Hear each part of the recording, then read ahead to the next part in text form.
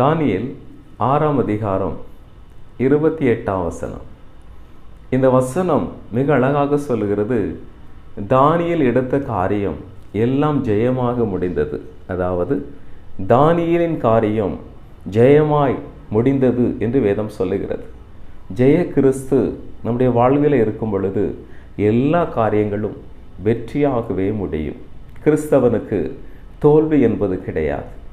கிறிஸ்தவ வாழ்வு தோல்வி நிறைந்த வாழ்வு கிடையாது. அது வெற்றி நிறைந்த, வெற்றி படிகள் நிறைந்த ஒரு வாழ்வாகவே கர்த்தர் கொடுக்கிறார். எவ்வளவு வறுமையான சூழ்நிலையாக இருந்தாலும், எவ்வளவு வேதனையான சூழ்நிலையாக இருந்தாலும், எவ்வளவு நெருக்கடியான நிலைமையாக இருந்தாலும், கிறிஸ்துவை பற்றி கொள்ளுகின்ற பொழுது வெற்றி நிறைந்த ஒரு வாழ்வை ஆண்டவர் நமக்கு தருகிறார். அந்த நாட்களை எதிர்பார்த்து காத்திருப்போம்.